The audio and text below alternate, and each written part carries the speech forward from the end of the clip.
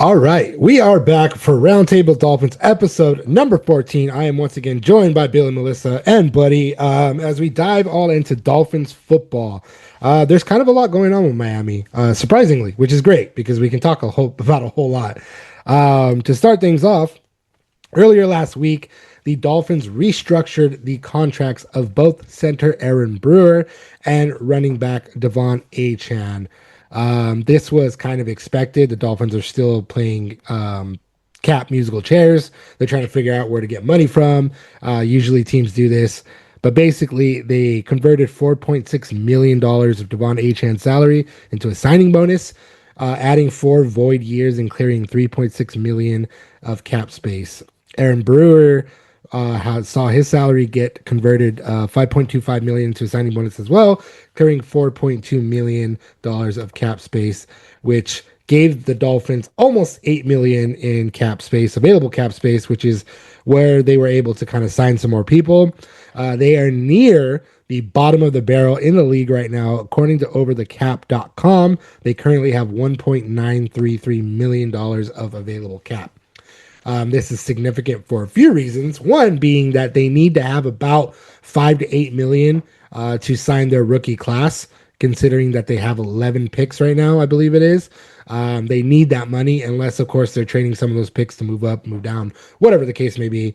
For another player, we don't know yet. Obviously, draft day is coming up very rapidly, and multiple things can happen for the Dolphins, but they need more money, so expect more potential restructures to happen or another cut. I don't really know. There's a lot going on with that, but one of the most interesting aspects of it, one of the players that is in line for an extension on top of Aaron Brewer, on top of Devon Achan, is linebacker Jordyn Brooks, who led the league in tackles last season and became an All-Pro for the first time in his career.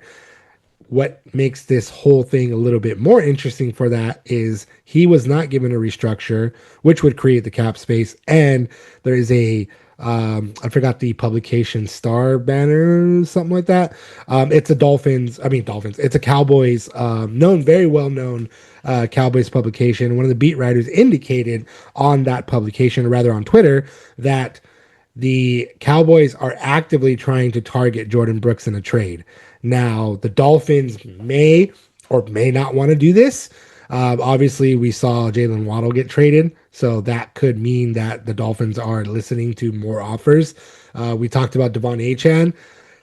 That could still happen too. I really don't know. I'm not leaving anything up to not happening with this team right now. You know, they're in a full rebuild, as everybody is seeing, and getting rid of those bigger contracts is going to help them in the long run. Now, I say that to say I hope they don't get rid of Jordyn Brooks. Mhm. Yeah, I think I read what the mock trade suggested that Dallas would trade the third that they just got from San Francisco. And in exchange, they get Jordyn Brooks and a fifth round pick, I think was what I read. How does that sound? I mean, having a fifth, third round pick would be kind of killer, but I think that's a little too low in my opinion. Because I mean, like Jordyn Brooks was just the lead tackler, and like he had an incredible season. I don't know if a third is high enough in my opinion. Yeah. Yeah, no, that's what I was thinking too when I was reading it. I mean, you gotta let those guys go, I guess, for the money to rebuild this team around Malik. Do you really want another guy going out the building? Not really, but Yeah. Yeah, no, it's yeah, the Dolphins are in a tough position.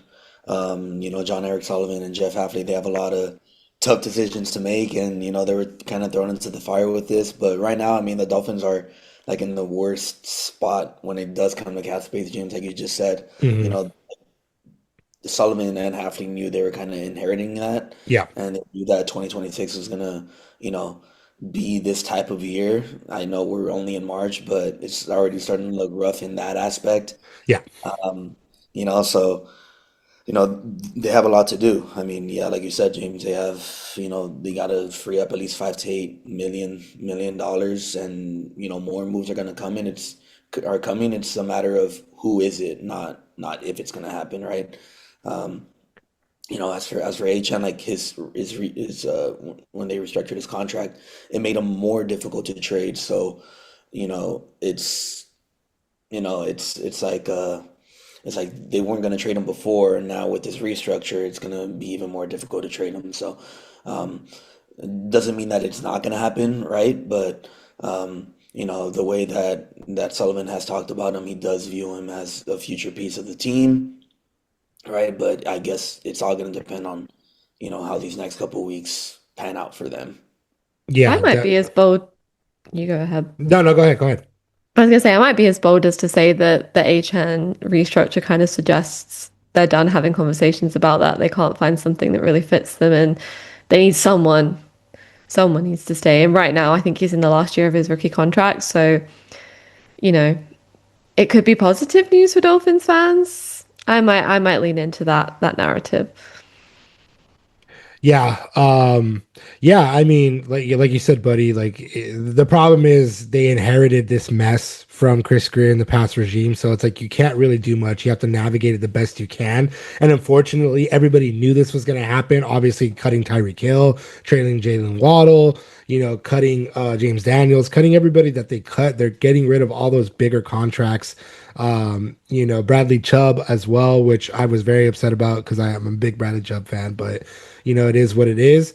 I just Jordyn Brooks, Devon Achane, Jalen Waddle were the ones, and Aaron Brewer and Patrick Paul were the ones they said those are the cornerstone pieces. But obviously that's not true because Waddle is now on the Denver Broncos, and so like I said, I can't leave anything up to chance with this team anymore. Like everybody's up for sale if it's worth it, but I don't see a third round pick being enough for Jordyn Brooks. He led the league in 183 total tackles, also led the league in 99 solo tackles. He had 13 tackles for loss, 3.5 sacks. Yeah, 3 passes defended, 1 forced fumble. Like the dude played out of his mind, and to play a season like that and then they're already having to rebuild the defense. The defense is just not good at all whatsoever right now. There's not a whole lot of playmakers in the pass rush, on the defensive line, in the secondary. They don't have much of anybody. So it's like if you get rid of Jordyn Brooks, like you're in a danger zone for everything else, and or they are already having to rebuild the defense. So I just don't see this one. I mean, again, I'm not putting anything past the Dolphins right now. They could very well trade Jordyn Brooks to get rid of his contract. So, or the fact that they would have to give him an extension. But Yeah. I I don't. think when you're in that position, you kind of other teams do have an advantage on you in the Yeah, sense of like if you really got to do it and it's going to help you out, like sometimes you are just going to take a hit that you don't want to take. So it could be a case of that, like teams lowballing for the sake of knowing like you need to shift that money. yeah, but at the same time, the Dolphins aren't going to accept lowball offers either, which is why they No. probably haven't moved Devon Achane yet because they know what Devon Achane is. The dude's only gotten better every year, so it's like unless you're going to cough up a first round pick and more in the sense of like a second round pick or another first, they're not going to get rid of him because look what they got for Jalen Waddle. Like that's like Jalen Waddle, and this is not a knock against Waddle. He's fantastic, but like Waddle and Achane's star is just rising even more, and he led the league in yards per carry. That dude's he's a monster, and he's only getting better. So Mm. I don't think that the Dolphins are going to accept low ball offers because I don't think they're in that dire of straits just yet, but they're definitely listening for sure for everybody. So, um, yeah, I mean, it sucks too because it's like they need to have some semblance of a team to be somewhat competitive for Malik Willis, as you just said earlier, Billy. It's like they need Malik to have something to work with, and if you don't have a good defense, the ball's not gonna, they're not gonna be able to stop anybody, and then you don't have anybody for Malik Willis to throw to. What's the point? But again, they could have told him the same thing. They could have explained like, "Hey, this is how 2026 is gonna go. We got you that 3-year contract. We're gonna take some losses for sure, but then 2027, like we can build." But speaking of Malik Willis, I mean, some better news on that front. He is already getting to work with Jalen Tolbert, which is great to see. He's working with renowned quarterback coach Sean McAvoy. I think I'm saying his name right. But they were showing him in Jacksonville working alongside Tolbert and getting that chemistry down, which is huge because this shows a lot of dedication and a lot of passion for Malik Willis. And the teams are not supposed to report with the new coaches until early April, and then OTAs don't start until about mid-May. So this is really interesting and great to see on Willis's front, especially working with Jalen Tolbert. Like, I'm not going to waste any time, and especially because it's like, as we've been saying, like, who else do you got to throw to? You got Jalen Tolbert and Tutu Atwell right now, and you got a mix of other guys, that may or may not be impactful in the 2026 season. Obviously, the Dolphins have been mocked to plenty of wide receivers at number 11 and at number 30 now as well. But Jalen Tolbert's right now your contested catch guy. That's the guy that you want to develop the chemistry with for those downfield throws, and it's great to see that they're working together. Yeah, it's good to see him taking his role as quarterback one seriously, is coming in and being like, this is no competition. Like, I'm the guy and I'm going to get it done. It's nice to see Tolbert as well also, take that chemistry seriously. And it's good to see them building that early. It takes a while. You're not going to click right away with someone. So, them getting those reps in before the season begins or before training camp begins is great. Yeah, I mean, Malik has to throw the ball to someone, right? And Yeah. like we talked about in weeks past, the Dolphins are very limited when it comes to pass catchers. They could do something in the draft. We'll see. We'll see what area they target. But yeah, no, this is great for Malik, for Tober. Like, Tober might end up being wide receiver one, right? Just the way, you know, depending on how things pan out in the draft. But this is awesome for the Dolphins. I mean, he is going to be their quarterback for a number of years, and he's going to definitely surpass the games he started in his career this season alone. Right? He's only started in 6 games, and he's 3-3 in those games. He's going to surpass that in the first 6 games of the year, right? Barring anything catastrophic health wise, right? So this is awesome to see. He's in the home state, right? Things are not looking too well with the Dolphins, but at least you have a quarterback who's young, who's exciting, and who's shown that he could go toe to toe with some of the best quarterbacks in the league, right? So the Dolphins view him that way in terms of the contract. They clearly view him that way in terms of by them cutting Tua, right? So no, this is really exciting, and we'll see where it goes from here. Yeah, and I mean, like we talked about before with Tolbert, he did have over 600 yards and 7 touchdowns in 2024, but obviously with the arrival of George Pickens, like, he fell way down that depth chart. And George Pickens and CeeDee Lamb together, like, of course, Jalen Tolbert's not going to get those touches. Like, who the hell would? George Pickens was all over the field when CeeDee Lamb was also injured as well. So we don't know what Jalen Tolbert can be for this Dolphins offense, but he does represent a type of pass catcher that the Dolphins have not had for multiple years, which is that bigger body, the one that can jump up and make a play on the ball, or at least draw a pass interference call, which is what the Dolphins need. Obviously, there's some receivers that they're being targeted or they're being mocked to in the draft that could also fill that role, but I think it's smart because we don't really know what Bobby Slowick is going to be looking at in terms of the receivers and how the offense is going to play out. But you do have a quarterback finally. No offense to Tua. Obviously, his jersey is hanging behind me. But you finally have that quarterback that can throw the ball pretty far downfield and can huck it up and hope that you have a receiver that can make a play on the ball. So, Jalen Tolbert can be that guy. He's still relatively young in his career. He's only had 4 seasons in the NFL. So, he could be that wide receiver number 1. We don't know yet. We don't know what could happen, what could not happen, but it's really good to see that they're working together. Get Tutu Atwell out there too. Get everybody out there. Just get that training going. Yeah, just develop that chemistry. I mean, it's what they're gonna have to do in training camp anyway. But get to work. You want to.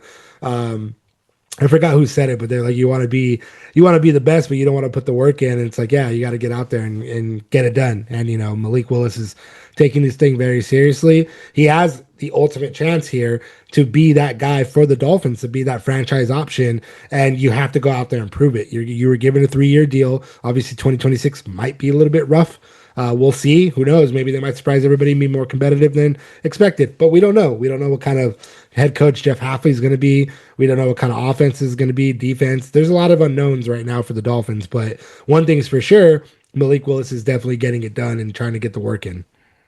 Yeah, and I've seen him be reflective about his skill set as well. I think he said that he's training with a guy right now in Jacksonville about his like mechanics of throwing, and he's teaching him how to use his hips and the lower body. And I think that that's, a great thing to not assume that he can come in and be great straight away. He knows his weaknesses. He knows what he's got to build up. He's not the guy on the bench anymore. He's the guy that's starting the game. And so I think he's taking it seriously. And I think he's showing, that they paid that money for a reason and he's going to be worth it. Yeah, definitely. Definitely. Yeah. And again, excited to see what he can produce on the field. He did come in for the injured Jordan Love and he looked incredible. What was most interesting about that was they didn't alter the playbook much because he can make those throws, make the same kind of throws that Jordan Love can make. So there you go. That's proof right there that you can not dumb down the playbook for Malik Willis or limit those downfield throws. Again, no offense for Tua, because we know that Tua didn't have the best arm. So, get to work. And he can also run. Yeah, and he can run. He can run the ball too. Tua used to, but then, after those few concussions, I think he didn't want to anymore, which is understandable. What's kind of insane is that Malik is going to open up as the third best quarterback in the division, right behind Josh Allen, right behind Drake May, right? The Jets, who knows what they're what they're gonna do, right? So at least at worst, Malik is gonna be the third best quarterback in the division. Calling him two is a stretch. Calling him one is definitely not in this world, but he's gonna put up. I think he has a chance to put up some phenomenal numbers, right? And show that he could be a starting quarterback for possibly the rest of his career, however long that pans out. Yeah, but Buffalo have they've got their own issues. They're starting with a whole new head coach, so you don't know that they're going to come out swinging. No, he might just step above Josh Allen. Yeah, and I mean, Drake May had a good season, but that doesn't mean that he can't regress either. And like, there's too many. Like, it's any given Sunday, as we know. Any season can be good for anybody. Any season can be shitty for anybody. There's so many unknowns. But the fact of the matter is, Malik Willis is getting to work, and that's absolutely great to see. Jumping right along to the draft, which we will be preparing more heavily for in April, but there's still so much news going on. The Dolphins have been mocked to multiple players.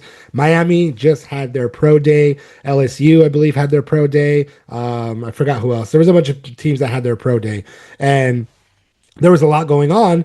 One particularly potential first round pick for the Dolphins is cornerback Mansoor Delane, who ran a 4.38 40-yard dash back to back, mind you, at pro day, and he was flying down the field. He's been mocked to the Dolphins. They need secondary help. They are not. I don't know if they're going to bring back Rasul Douglas. I don't know if they're going to bring back Jack Jones. They lost Storm Duck is still hurt. Like, there's too much going on with the secondary. They don't have one, in my opinion, right now. They have a really, really weak secondary. So Delane has been one of the guys that's been mocked to them. And I don't know if you guys saw, but he was flying.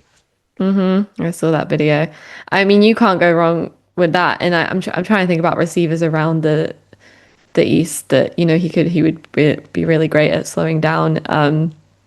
But yeah, I mean, you want a guy that's fast, you want a guy that's sticky, you want a guy that can kind of keep up with those speedy receivers. So I mean, he seems like a great pick. You need to pad out that secondary, but I'm kind of hung up on the offensive line.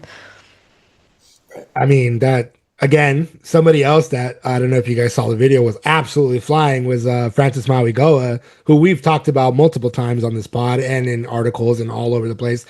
He's another offensive lineman that he's a tackle, but could be asked to move into the guard position for the Dolphins. Everyone's talking about this guy now, but like, he, as a lineman, being over 300 pounds, dude was flying too. Like, I didn't see what his actual time was. I don't know if it was posted or not. Let me look it up real quick.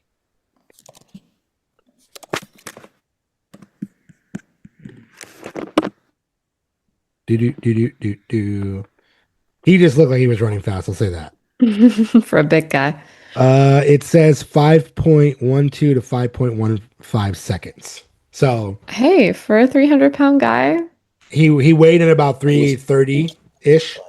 yeah, yeah, For to run that fast at that size is insane. Like that was one of the biggest things that everybody talked about was that his athleticism and his ability to jam up defenders and like really move around and like to be able to run that fast at that weight. Forget about yeah. it. I That's think it. that's the guy you want on your side. I think for me, that's where I'm looking first. To have that, kind of lead the way for Achan's running, but also for Malik's skill if he wants to scramble and make a play himself. I know you want to pad out that secondary, but maybe we take things one step at a time. If we're not expecting 2026 to be this great year, take it offensive this year and then we'll try again next year with defense. Yeah, Yeah, this draft is so deep. yeah, So like like that 11 spot, that's usually like the number three or number four, number five pick any other year, right? That's how deep this draft is. And when I look at a football team, I think of four positions that are really important, and I break it down kind of broad. It's the person who throws the quarterback, I mean, who throws the ball, aka quarterback, the person who catches the ball, aka wide receiver, the person who gets to the quarterback, pass rush, and the person who protects the person who has the quarterback, offensive line. So from the list that I see here of the guys that we're talking about, that's Bain and that's Mauigoa as the top two who are important from this. Delaney, yes, he's phenomenal. He has great athleticism. He's a lockdown corner. He has the potential to be a really good player in this league. But when you're trying to build a team like the Dolphins are building, at least from the kind of starting from the bottom up, it's Mauigoa or it's Bain to get those guys right. And also too, you could throw in a wide receiver there with Lemon or with Boston, whoever it is, right? But I think when you're trying to build for the future, and when you have a guy like Willis who could be a bridge quarterback, who knows, right? But I think you look at a guy like Mauigoa who's in Miami, who I'm sure the Dolphins have had their eye on since even before all this mess happened, right? With the rebuilding and whatnot. So if you want Willis to be the best version of that he can be in 2026 at least, I think you look at a guy like Mauigoa, right? I know the defense is obviously that's defense wins championships, right? And not having a playmaker on that side would really hurt. But I think you start in the offensive line, you start by protecting the quarterback, and I think Mauigoa is the best option for these three guys that we're talking about. And then after that, you probably look to Bain. And then after that, you probably look to Delaney. That's the way I would view it. yeah. I mean, the thing with the Maui Goa pick is again, Jonas Sabanea like really struggled. He was one of the worst guards in the league last season. And then you got your center lockdown, Eric Brewer, and you got your left tackle lockdown with Patrick Paul.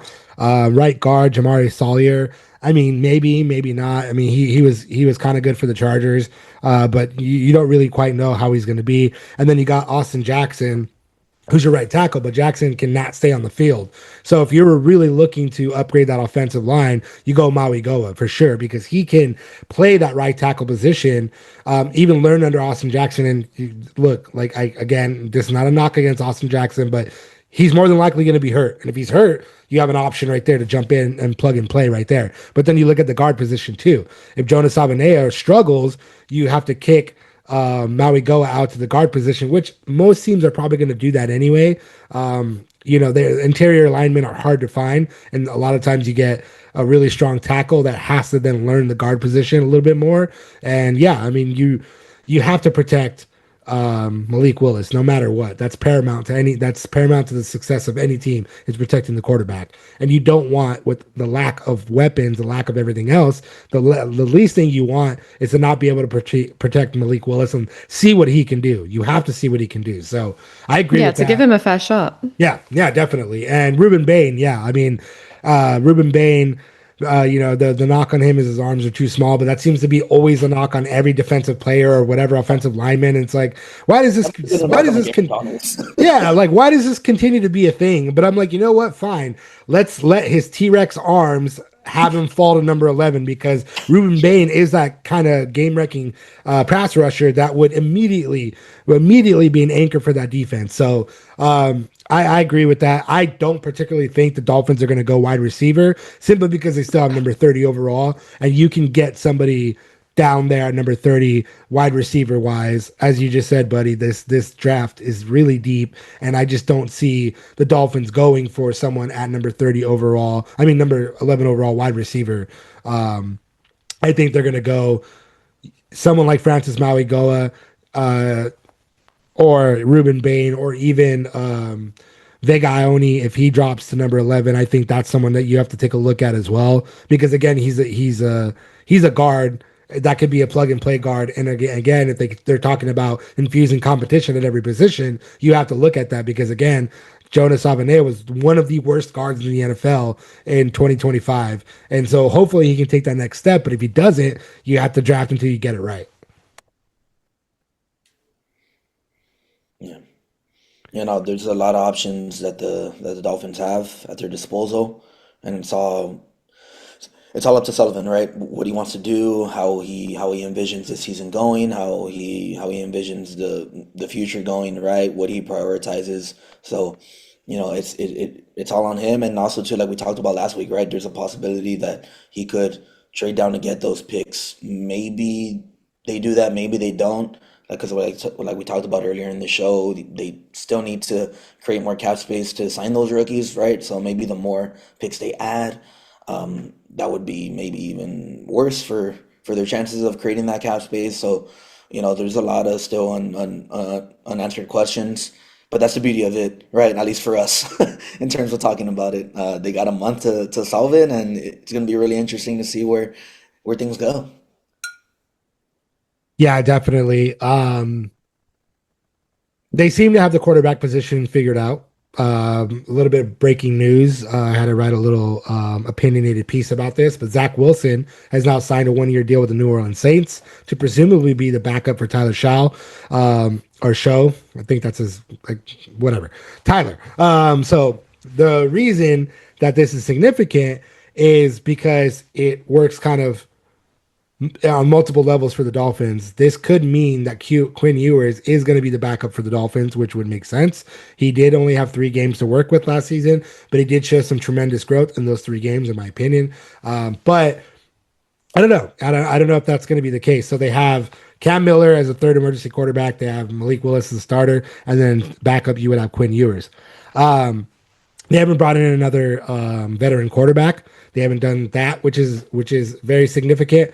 But this could also mean that potentially they are going to be targeting somebody in the draft. And former NFL quarterback and NFL analyst who continues to surprise me with his really weird takes, Dan Orlovsky, is beating the drum on the Dolphins to once again draft Ty Simpson. I know me and Billy talked about this in length before you joined, buddy, the podcast. But yeah, he said no matter what, it doesn't matter that they signed Malik Willis. He still thinks that they should take a deep look at Ty Simpson at number 11 overall. We've talked about why this would be a problem for somebody like the Rams, but let's talk a little bit more about why it would be a problem for the Dolphins. Again, you paid Malik Willis $67.5 million. You're giving him more than $20 million per year. You gave him a 3-year deal. This is going to be your audition for him, at least those 2 years. That third year could be a year that they move on if it doesn't work out. But I just don't see that it would make sense for the Dolphins to, of all the needs that they have currently, for them to draft Ty Simpson at number 11. And so I don't know if you guys saw this, but Orlovsky is now in trouble because he was praising and saying that Ty Simpson's the best quarterback in the draft over Fernando Mendoza. And then he had something to do with CAA. I don't know all the drama going on, but like people are saying that he was paid to say that. And he had to go on Pat McAfee and say that's not true. It's been a whole thing. But that aside, I just don't see this making sense for the Dolphins at all. I don't see you wasting that high of a draft pick on a Ty Simpson when you just brought in Malik Willis, who is young, who is proven. Obviously, you're.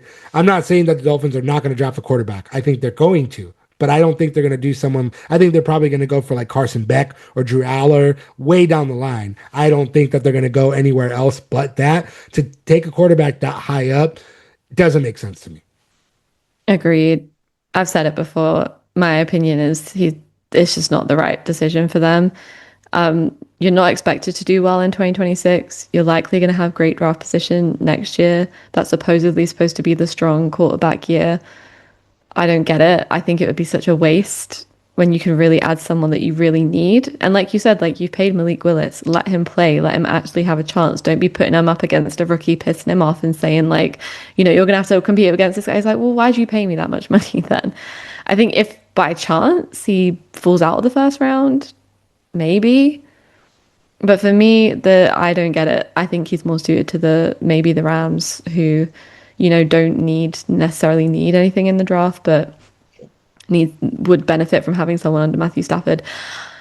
Yeah, for me, it's a no. Yeah. Yeah, I wouldn't categorize it as like a Falcon situation, right? When everyone was shocked that they took Michael Penix, but it would still be like, why did the Dolphins take Ty Simpson at 11, right? That wouldn't make any sense to me at all. And also to Dan calling him the best quarterback in the draft, that's just ridiculous. That's just a ridiculous thing to say when you have a guy like Fernando Mendoza who got better as his career progressed compared to Ty Simpson, who this was his first real season under center being the starter, and he got worse as the season progressed. So that alone as just is blasphemy, that the fact that he thinks that Simpson's better than Mendoza. And it's also blasphemy to take it back to the Dolphin side of things, like for them to even consider him at number 11. That just doesn't make any sense at all. Like Billy said, they need to prioritize positions that they actually need, right? And if they do so, which I think Sullivan's smart enough, they will do so, that they would be trending in the right direction of where they want this football team to go. If they select a quarterback, especially Simpson, I mean, he's like he has the second best quarterback in the draft, but that gap, I think there's a gap, right? And this quarterback draft class is not loaded at all. No. You take a chance on it next year, depending on not even depending on the pick you have, but because you might need to, right? Who knows how things are gonna transpire with Willis. But yeah, Simpson only has 15 college starts, and did not look good at all. I don't think, like, taking it a little bit to like what Billy said about the Rams, like, yeah, it makes a little bit more sense there. I would still say no, but it definitely makes more sense there at 13 than it does at 11, for sure. Yeah, I mean, all the Ruben Bain, Francis Mauigoa, even the Mekhi Levin, all the guys that you could potentially take at number 11 make way more sense for the Dolphins. You need those skill positions. You need to load up. You need everything. But you just don't need a quarterback right now. Again, and they could work it out. Who knows what kind of magic John Eric Sullivan's going to work? They have number 30 overall. Maybe they trade down, which would make sense. Get another first round pick, or draft capital that can push you further up that ladder in 2027. Like you said, Billy, obviously they're not going to be, I don't know, but they're probably not going to be a good team in 2026 because of their limitations right now, but they're preparing for 2027. And you get a 1-year look at Malik Willis. If he has no semblance of being the franchise option, then you go get your quarterback. Then you go, okay, look, like he's not what we thought he was going to be. And you have to give them a year to work that out. Especially, like, look, again, they're going to look like geniuses if Malik Willis throws 3,500 yards with nobody. Jalen Tolbert and Tutu Atwell, and like, you know what I mean? Like the limited, the run game's not limited. That's like one of the best things, but like your tight end room is limited. Like, there's so many, what the hell's going on with the Dolphins offense? But if Malik Willis can go out there and perform with all those limitations, then you go, okay, cool. Like, we don't even need to skip, or we can skip a 2027 quarterback too. You know what I mean? Unless, of course, they're in the top 5 picks, and then you go get them anyway, because it's like, why would you not? You go get an Arch Manning or whatever, or, you go get a Dante Moore, you go get whoever it is. But it just doesn't make sense for them to waste it on Ty Simpson right now. It's not the right move. Like I said, maybe 3rd or 4th round pick if Carson Beck is still there. Sure. You bring in Carson Beck or Drew Aller in like the 5th or 6th round, wherever the hell he's going to go. But you just don't do that right now when you have so many more deep needs in this draft, and it's so stacked with position players. You want to go and load up on those anyway. You have all those 3rd round picks as well. Like, it just doesn't make sense. So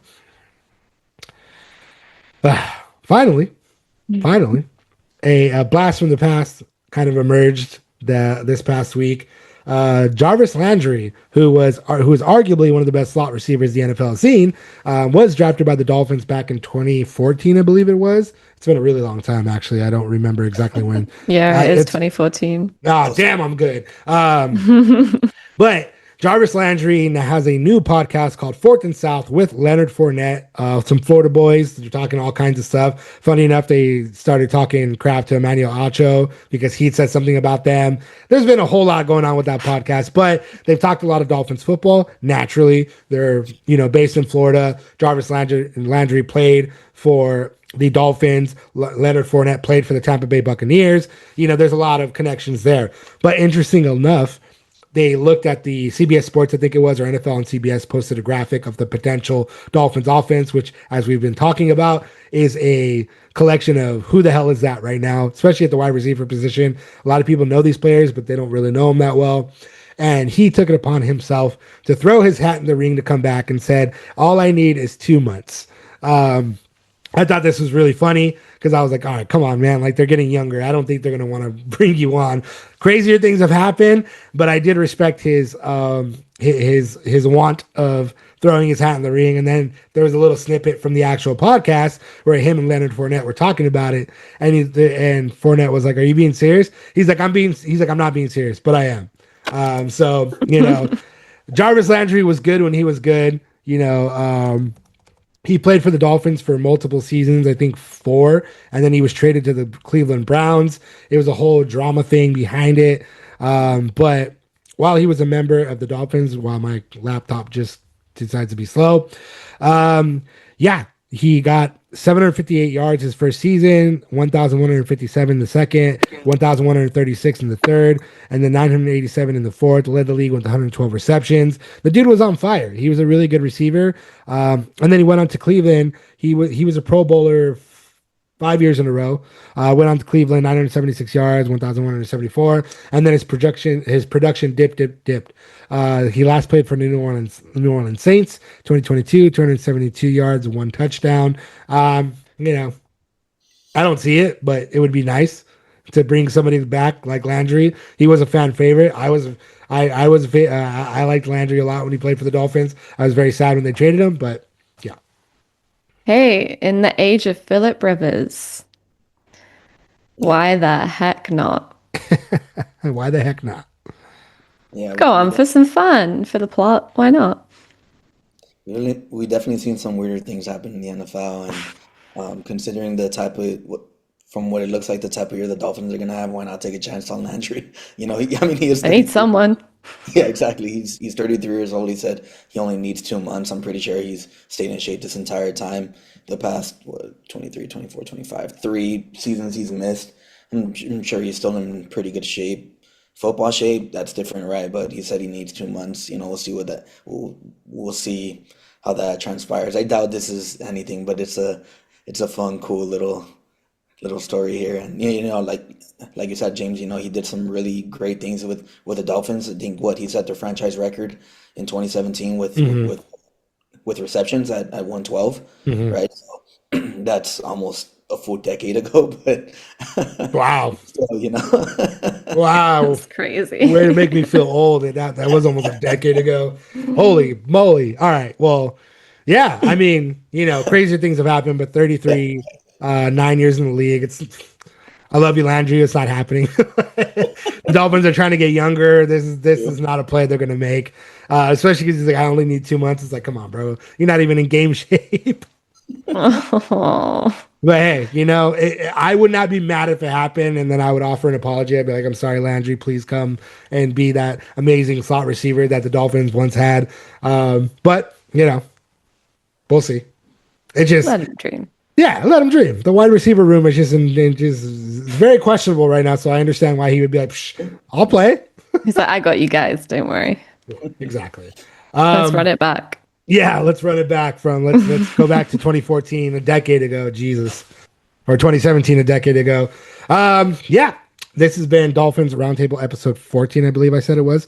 Thank you so much, Billy. Thank you so much, Buddy, for joining me once again. We will be back next week to talk all about Dolphins football, and we will start prepping really hard for the draft, which is rapidly approaching. We have a little over a month or a little less than a month when it starts, because I believe it's the weekend of the 26th.